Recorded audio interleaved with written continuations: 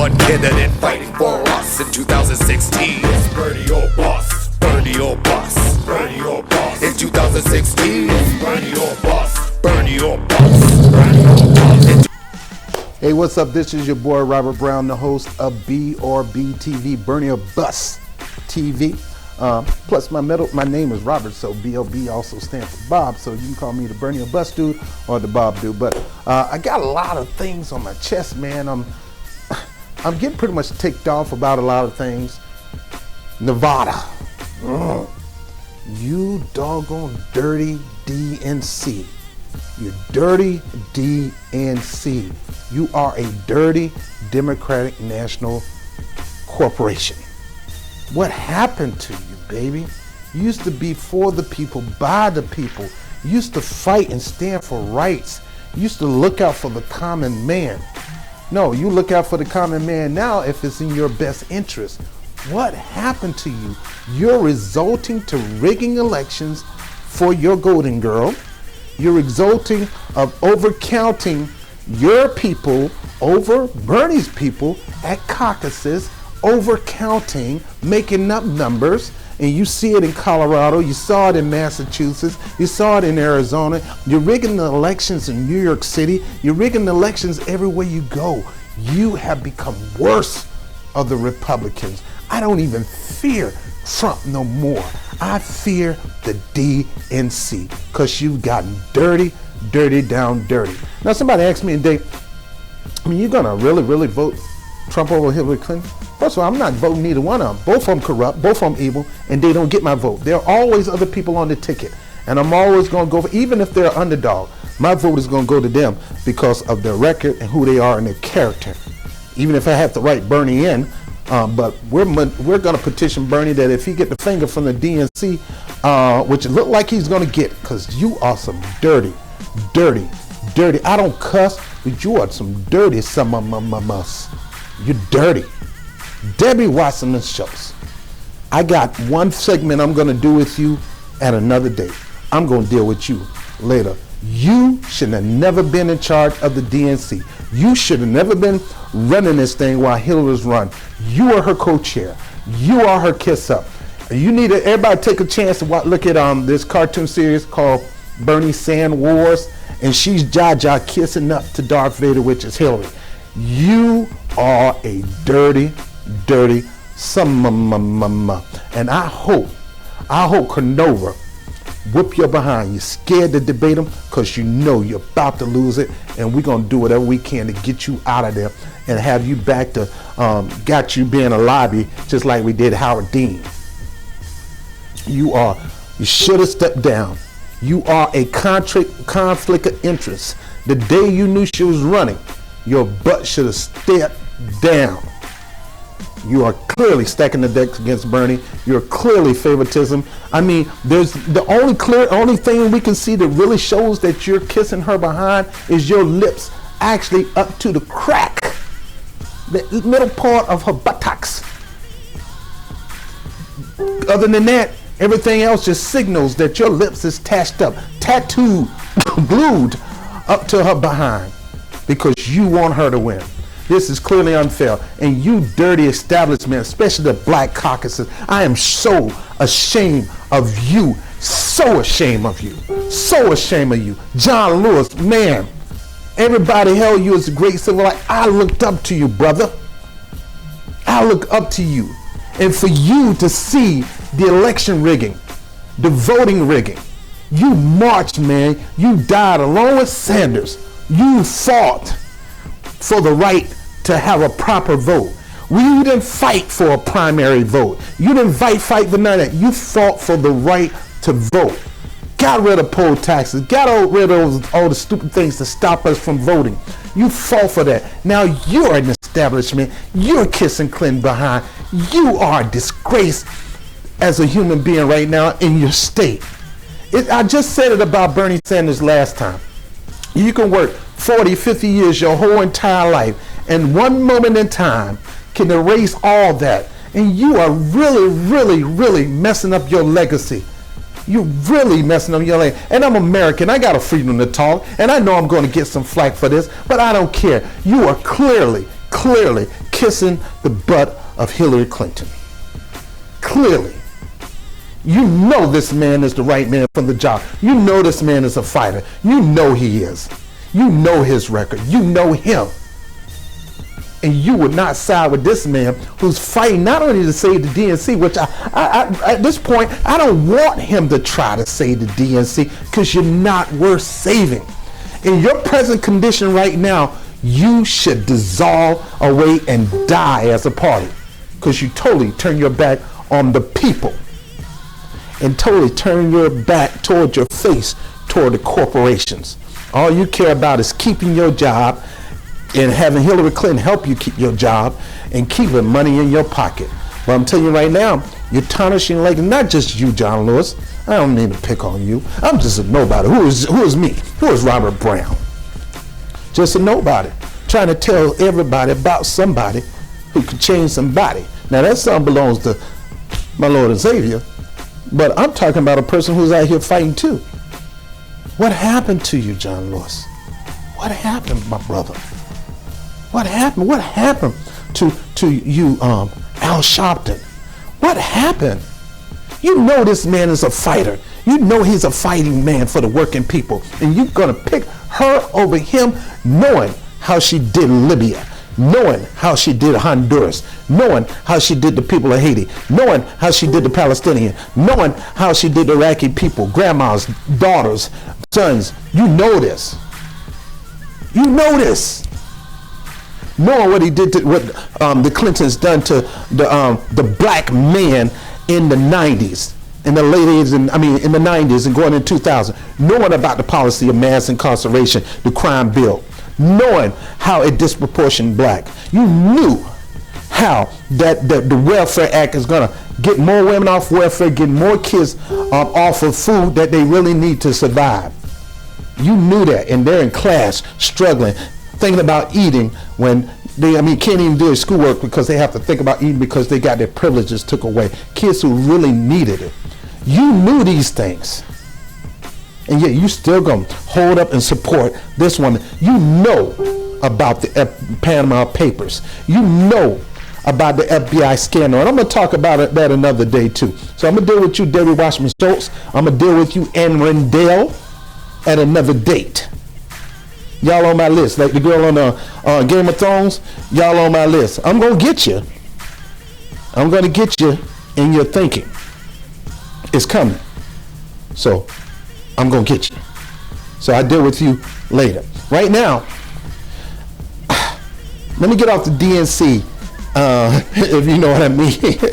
I'm gonna get off the DNC. I'm gonna talk about a certain newscaster. A woman newscaster who I've respected for a while. It's time for me to get you. It's time for me to get you. You got the nerves to get in the interview with Mr. Sanders and gonna question him as if he is wrong because Donald Trump is whooping on Hillary. Trying to say that you're giving him artillery. I had somebody tell me that. You're giving the Republicans artillery. We don't have to give them nothing, baby. Clinton give themselves the artillery to them. I didn't tell Donald Trump about Bill Clinton marital affairs. The whole world knew about it. So I didn't say, hey, Trump, bro, yo, what's up? I got this dirt on them. No, they've been having dirt on him since day one in politics, baby. Day one. Whitewater. Clinton had it all the way back to, Hillary had it all the way back to Watergate. Why was she fired? I'm telling you, people, you got to investigate. This ain't like you got to go to the Library of Congress and look into the library files. You can go YouTube this stuff. The videos are out there. The stories are out there. You can investigate them for yourself. This is a different age. So when Hillary Clinton say, oh, the reason they don't like me is because they don't do their research. The reason we don't really like you as a politician, is because we do our research. And anybody who do the research and knowing the mile-long dirt concerning not just Bill, but you, they just blind. And I understand forgiveness.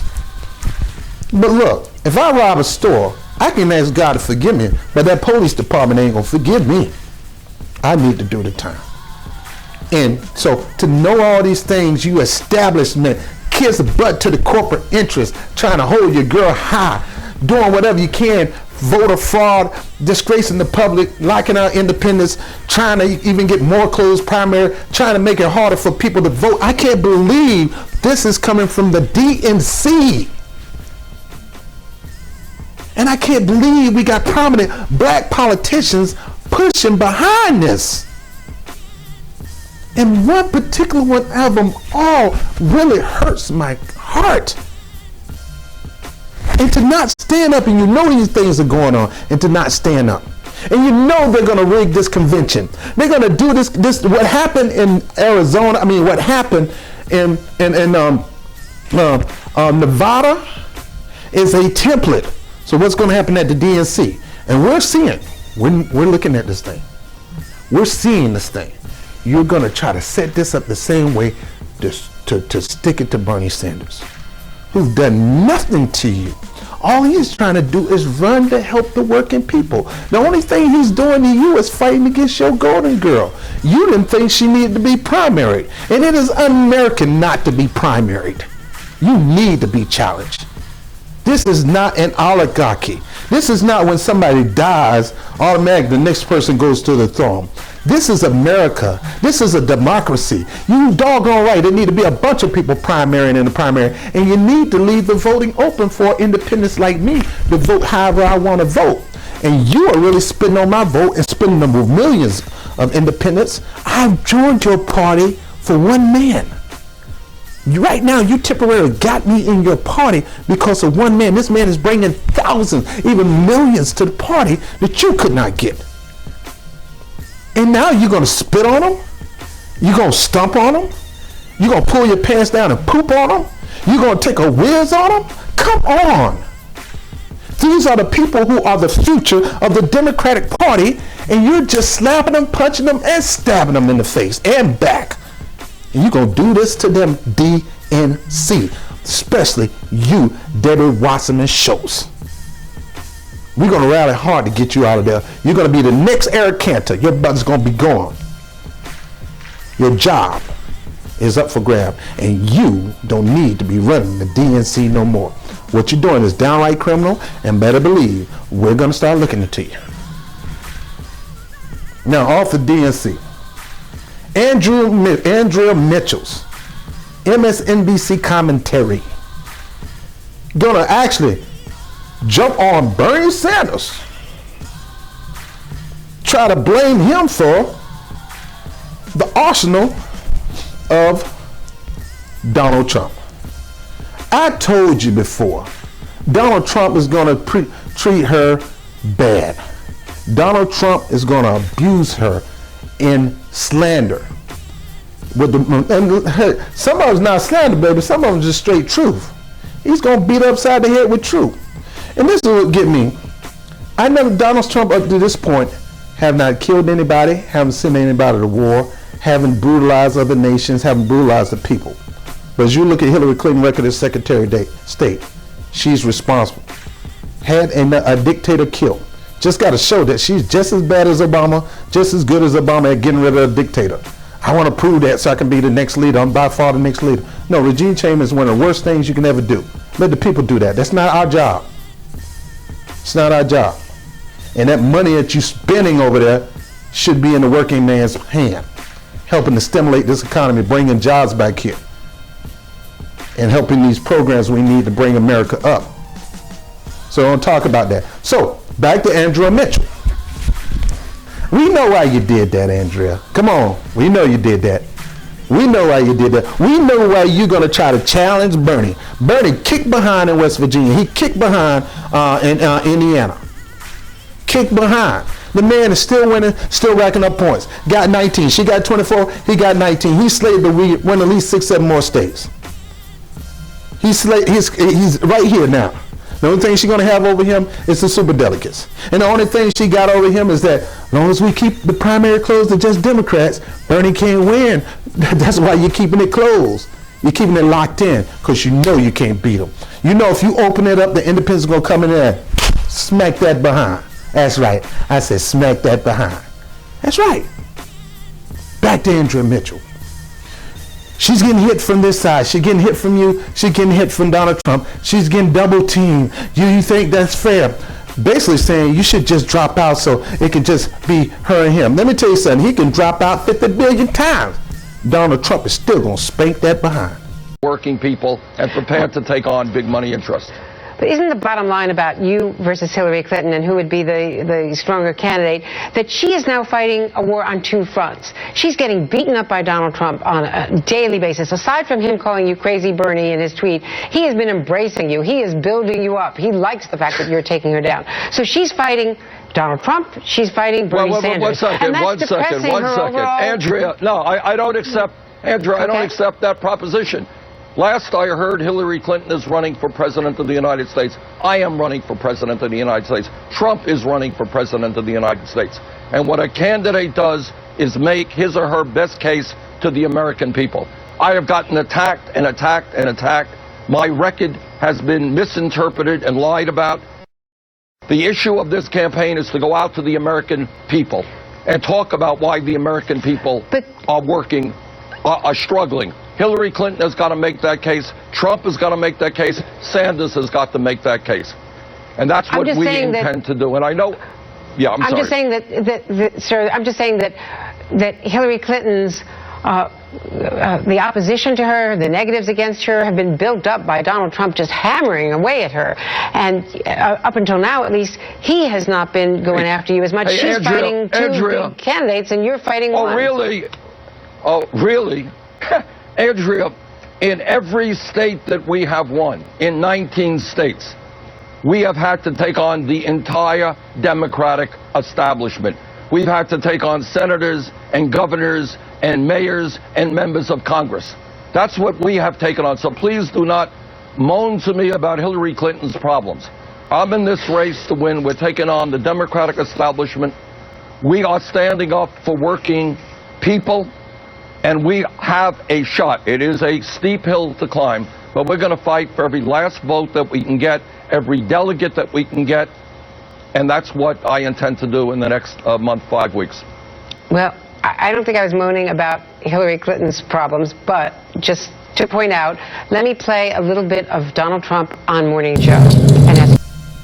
He's going to mop the floor with Hillary Clinton. Number one, he's owned Hillary Clinton because he's given her money. By the way, everybody, it's just like WWE. Yes, on TV it's all fighting, but in real life, the best of friends. And tell you the truth, I wouldn't doubt it. A fear card of Donald Trump is a guaranteed vote for Hillary, so y'all think. Do you really think the American people that doggone dumb? You think that we don't understand that you try to pull this Trump fear card to get a vote? As far as I know, dirty DNC, you probably set that up. You guys probably set that up where we're going to make Donald Trump. I remember, I think the quote said, Donald said if I ever run for president, I'll run as a Republican because they're dumb enough to believe my bull.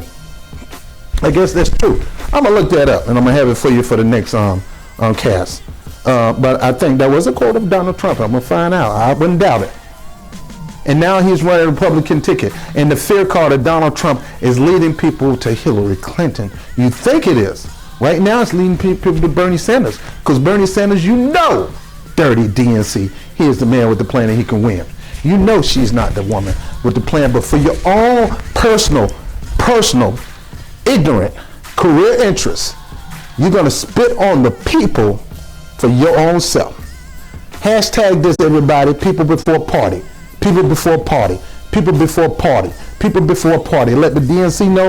Let Bernie Sanders know. Let Trump know. People come before party.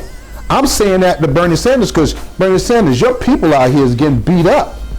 The DNC is treating us like trash. We're going out there. We're caucusing for you. We're going out to the conventions. We're out there in long lines and big numbers, and yet we can come in and be 10 times as strong as 10 times stronger than Hillary Clinton. They still discount us. They still disenfranchise us. So you got to do something about that. I'm here to tell you, sir, they seem like they're going to try. We already know what they're going to do. It's already set up. They don't want you. I know you're going to continue to try to make them want you, but the established DNC is rigging this thing against you. And I'm saying, have your plan B. Do not even think about telling us to support that crap. That incorruptible, dirty political crap.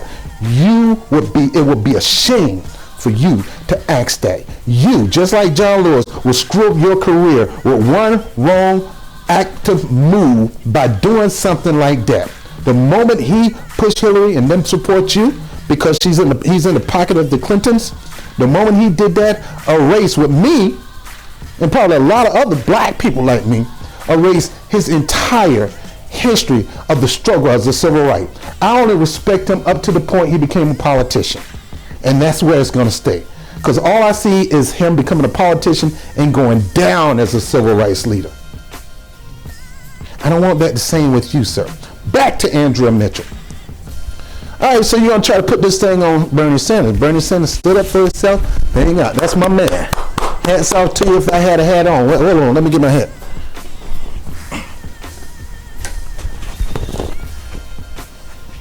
Shout out to TWU Transport Workers Union Local 100 in New York City. Hats off to you. You continue to stand your ground. You continue to not let them bully. Hold up. Hillary Clinton bought this stuff on herself. She brought it on herself. She the one got the email servers in her house. She the one screwed up all these countries as Secretary of State. She the one had the philandering husband that was out there cheating on her with all these women, and she muscled around to get them to shut up. Shut their voices down. So he's right. Donald Trump right. I'm not going to agree with him, but he's right. You went around and shut these women up because you didn't want their voices to be heard, and you are a woman. You're for the women. And Madam Albright, sit your butt down. Talking about there's a special place in hell for women who don't support other women. You're right. And there's other women besides Hillary Clinton. And Sanders was right. You got the unmitigated gall to talk to him, knowing that there's a conflict of interest with Debbie Wasserman Schultz being the DNC chair, former co-chair of the Hillary Clinton campaign of 2008, who's already in the sack and the bag and in the bed of Hillary Clinton. Oh, you ought to think about Hillary. You guys are just beating up on her. Please stop. It's just too hard. She's being pressured. Then she shouldn't have never gotten the game, baby. This is running for the presidency. And Bernie has been too nice, been too cordial. He don't talk about the doggone emails. I can't see what he say. He don't talk about it.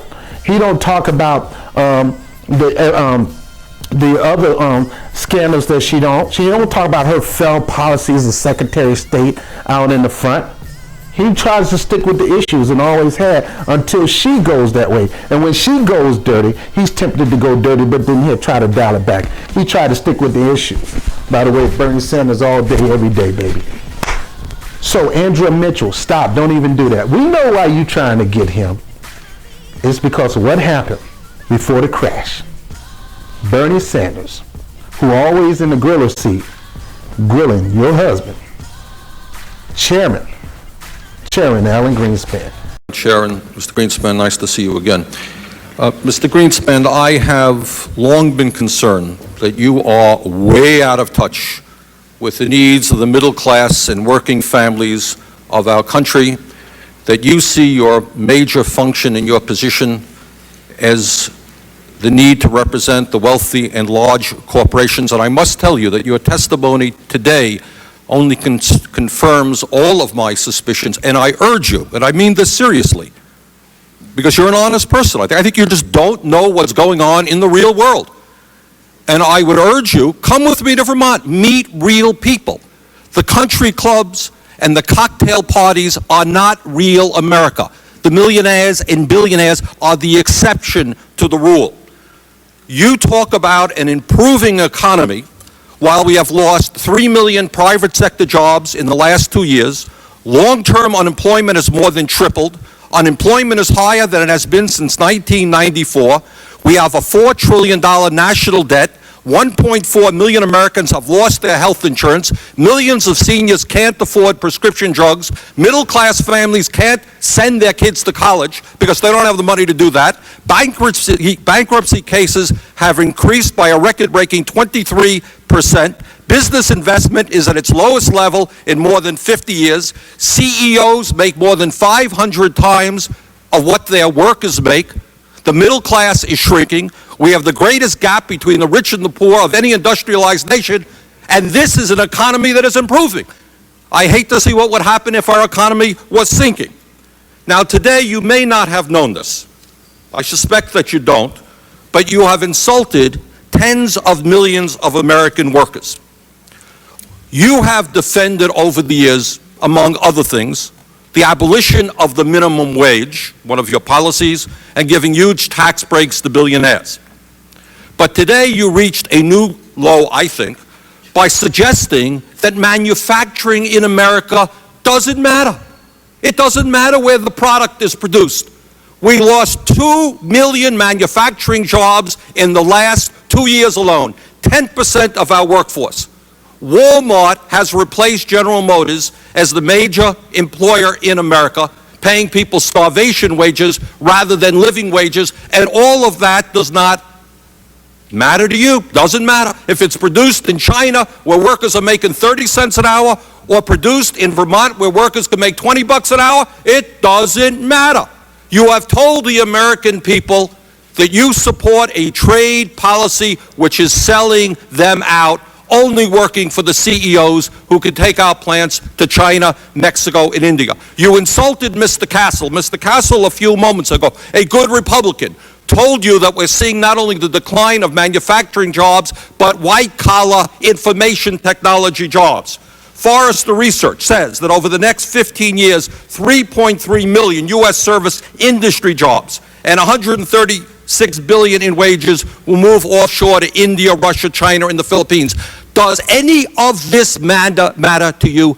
Do you give one whit of concern to the middle class and working families of this country? That's my question. Congressman, we have the highest standard of living in the world. No, we do not. You go to Scandinavia and you will find that people have a much higher standard of living in terms of education, health care, and decent paying jobs. Now, last year, what I thought was an incredible statement, you stated, and let me quote it. Quote, is it important for an economy to have manufacturing? There is a big dispute on this issue. If there is no concern about access to foreign producers of manufactured goods, then I think you can argue it does not really matter whether or not you produce them or not, end of quote, Mr. Alan Greenspan. In other words, according to you, it doesn't matter whether we get our goods purchased in China from people making 20 cents an hour or they're produced in the United States from people making $20 an hour. Now, interestingly, and this is my question, the Bush administration apparently agrees with you. According to the Seattle Times, the Bush administration believes, and I quote, the movement of American factory jobs and white-collar work to other countries is part of a positive transformation that will enrich the U.S. economy. So my question is, do you agree with the Bush administration that it doesn't matter if we lose good-paying manufacturing and information technology jobs and they're replaced by low-wage Walmart jobs? Mr. Big Money, so-called himself, knows how to run the economy and ran this economy. Yeah, he knows how to run it right into the ground, right into the crapper, down the sewage, somewhere in Never Land. He confronted your husband about the way he think. Told him, asked him, come out of this beltway bubble that you're in, come out of the caviar and private jets, come out of that and come to Vermont and meet real people, struggling people, which he didn't even take him up. He should have said, fine, I'll check it out. You know, Paul Ryan did, and now he's starting to change a little bit in his view. I don't know if I should buy it or not, but I give him the benefit of the doubt. Your boy didn't do that, did he? He's used to taking you on the private jets, going to hang out with the billionaires of different foreign countries, going to hang out with the sheiks and the Saudis and all that. Your boy, your husband, Bernie Sanders, got in that behind. He got in the behind when it happened, Bernie Sanders told him his thinking was going to crush this economy, and when it did, he had to come sit right back in front of Bernie Sanders, and Bernie Sanders said, told you. I told you. You didn't want to listen to me. I told you. Now look where we at. Now we got to, thanks to Obama, we going to get up out of this thing. But the job's still not done. Sanders is the one to get us even out of that, even more. And just like Hillary Clinton, even though your man do wrong, you do your best to stand by your man when your man is still wrong. Today, even tomorrow. So I can understand why you try to get on him about that. He schooled your boy. He made your husband look bad. He embarrassed him. This is the power and strength of Bernie Sanders, that he don't take no crap. He don't like it when you try to downcast working people, when you shun them, when you kick them to the curb. He don't like it. He sees himself as one of us. He's only making $250,000 between his mouth. Now that's a lot of money to me, but that's between him and his wife. And the man's voting record and his record of standing in Congress and his record of attendance is impeccable. His amendments, he's known as the Amendment King, people. This is the man who's going to stand up for right and for what's wrong. He's not going to hide and kowtow and say things like, oh, it's just a security inquiry when it's really an FBI investigation. Oh, he's going to say, well, he's not going to say, well, if you release your speeches, I'll release mine. No, he said, here's my speeches, bam, there you go. Let me hear yours. And we haven't heard anything yet. He's the difference between a leader and a follower. Well, if I release this, you do this. If I do this, you do this. This is who you want for president? Oh, we gotta, in the party, we have this thing where, that if you're not winning, then you're gonna rally your people to support the winner. Not if they got the wrong platform. Why would I do that? We don't care about your tradition. People before party. We don't care about your platform if it's not caring about the people. So Andrea Mitchell, I understand what you're trying to do, girl. You're trying to stand up for your man. You probably told him that night, I'm gonna be interviewing Bernie Sanders. And you're gonna say, yeah, Bernie Sanders, yeah, yeah, that Negro right there. Excuse me, I'm from the hood, that's how we talk. Bernie Sanders, he really gave me a headache when I was running the feds. I wish I can get that guy back. I know, I was there. Don't worry about it. I'm going to get him. First thing tomorrow on TV, I'm going to get him. And Bernie, you tried, and Bernie made you look just as bad. Can't touch that man. Let Bernie be Bernie. A man for the people, by the people, who got the back of the people. And the people got the back. You can have your closed election. You can have your closed primary. You can rig the polling stations. You can have more Hillary supporters at the polling station looking at the ballots. You can purge the rolls. You can stop independents from voting in your primary. You can try to do some funny stuff when it comes into the caucuses, like putting on t-shirts and have Hillary supporters bring people off the streets to come caucus for her. You can do things like that. You can have your husband come out to the polling station and block it where people can't go in and vote. And while he's out there talking about you, not necessarily campaigning for you, but he's talking about you. Same doggone thing.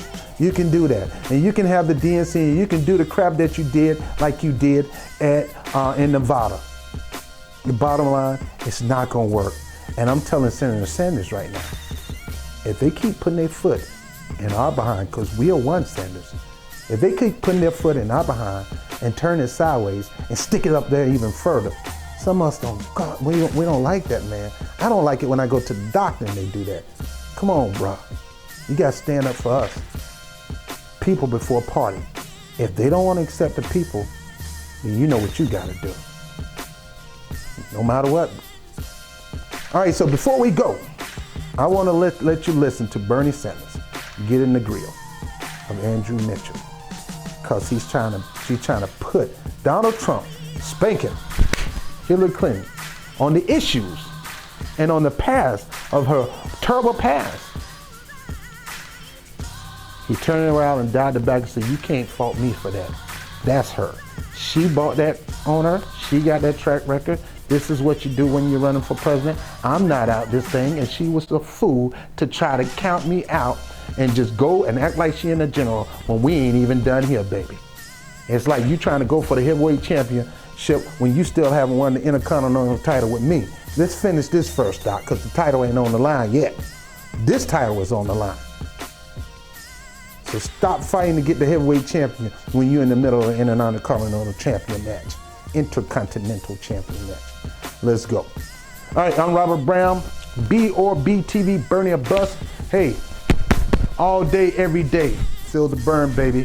Feel the burn. And Bernie or Bust. Bernie or Bust. In 2016. Bernie or Bust. Bernie or Bust. Bernie or Bust. In 2016. Bernie or Political assassin smashing. What tough as some action? Cause Mother Earth crying while the rich just laughing. What happened?